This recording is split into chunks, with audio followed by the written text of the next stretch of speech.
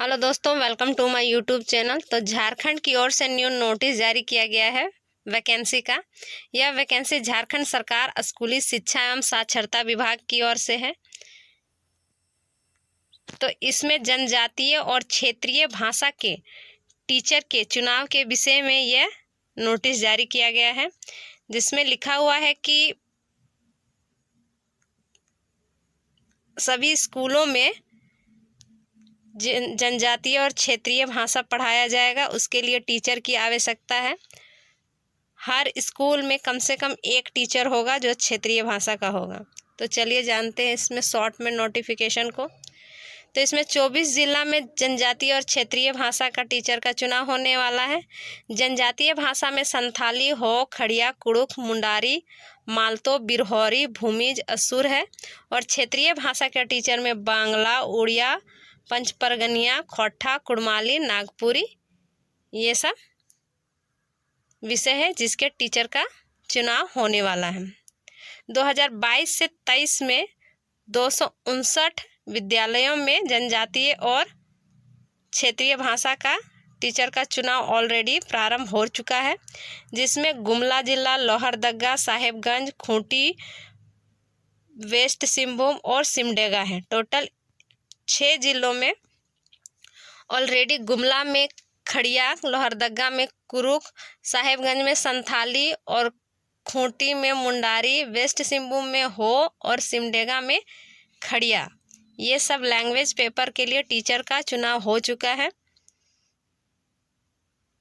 उसी आधार पे फिर से अब सभी स्कूलों में, झारखंड के 24 जिलों के स्कूलों में टीचर का चुनाव होने वाला है।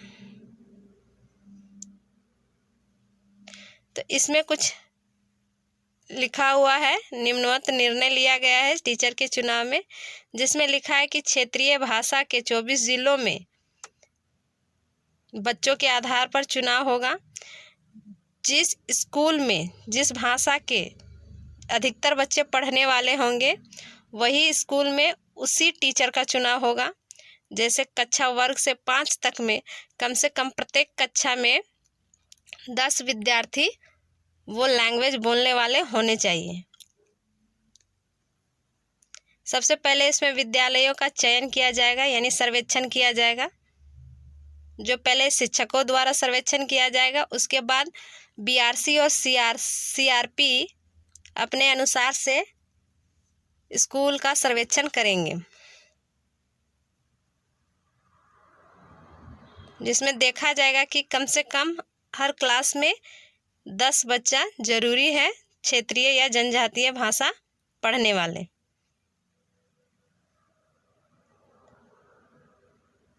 अगर किसी स्कूल में एक लैंग्वेज के अलावा भी दूसरा लैंग्वेज अगर पढ़ाया जाता है जिसमें छात्रों की अधिकतम संख्या है, तो उसमें दूसरा टीचर का चुनाव किया जाएगा, जिसमें दूसरी भाषा के टीचर होंगे। सबसे पहले ये प्रखंड स्तरीय समिति के आधार पर होगा। सबसे पहले जिला स्तरीय समिति का स्वरूप जो होगा, उसमें उपायुक्त होंगे, उप विकास आयुक्त सदस्य होंगे, जिला शिक्षा पदाधिकारी सदस्य होंगे, जिला कल्याण पदाधिकारी सदस्य होंगे, उपायुक्त द्वारा नामित जनजातीय सदस्य, क्षेत्रीय और क्षेत्रीय भाषा पदाधिकारी होंगे, जिला शिक्षक अधीक्षक यानी सदस्य सचिव होंगे। उसके बाद प्रखंड स्तरीय चयन समिति बनाया जाएगा, जिसके आधार पर चयन किया जाएगा, जिसमें प्रखंड विकास पदाधिकारी अध्यक्ष होंगे, प्रखंड शिक्षा प्रसार पदाधिकारी सदस्य सचिव होंगे, प्रखंड कल्याण पदाधिकारी सदस्य होंगे, संबंधित प्रखंड मुख्यालय उच्च विद्यालय के प्रधानाध्यापक या प्रभारी प्रधानाध्यापक होंगे। साथ में प्रखंड स्तरीय अनुसूचित जनजाति के एक पदाधिकारी के सदस्य होंगे। चयन की बात करें तो चयन शैक्षणिक योग्यता इसमें इंटरमीडिएट है, जिसमें आपको 45% के साथ इंटरमीडिएट उत्तीर्ण होना अनिवार्य है, और क्षेत्रीय या जनजातीय भाषा में उत्तीर्ण होना अनिवार्य है। उम्र सीमा की बात करें तो मिनिमम उम्र सीमा इसमें न्यूनतम 21 वर्ष है और अधिकतम 45 वर्ष है। चयन प्रक्रिया और मेधा सूची का इसमें निर्माण किया जाएगा। पहले चयन किया जाएगा, फिर मेधा सूची तैयार किया जाएगा।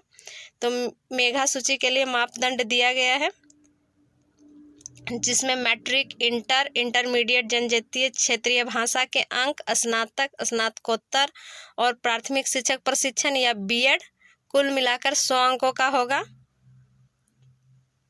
और इसमें एक नोट भी लिखा हुआ है कि अधिकतम प्राप्तांक वाले आवेदकों का चयन किया जाएगा तथा एक से ज़्यादा आवेदक के द्वारा समान अंक प्राप्त करने की स्थिति में कक्षा 12 में जनजातीय भाषा या क्षेत्रीय भाषा के विषय में अधिक अंक प्राप्त करने वाले आवेदकों की प्राथमिकता दी जाएगी।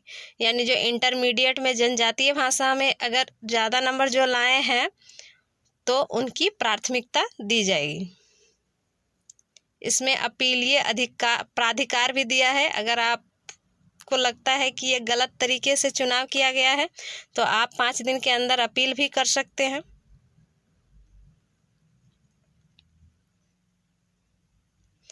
मानदेय की बात करें तो अगर आप इंटरमीडिएट हैं, इसमें घंटी वाइज आपको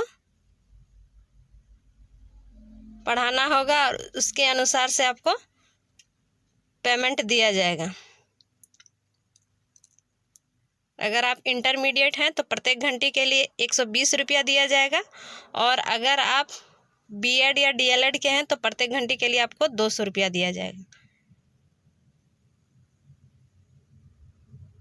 एक दिन में कम से कम 3 घंटी होगा। जो बीएड वाले हैं उनका 600 रुपया प्रतिदिन होगा, और जो डीएलएड वाले, जो इंटरमीडिएट हैं, उनके लिए 360 रुपया होगा। प्रत्येक माह अधिकतम कार्य दिवस 25 दिन की गणना की जाएगी इसमें।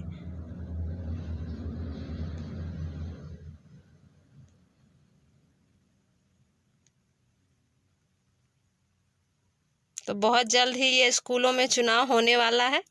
तो जो भी बीएड डीएलएड किए हैं वो अपना प्रमाण पत्र की अच्छी तरह से देख लें कि आपकी जनजातीय क्षेत्रीय भाषा है या नहीं है।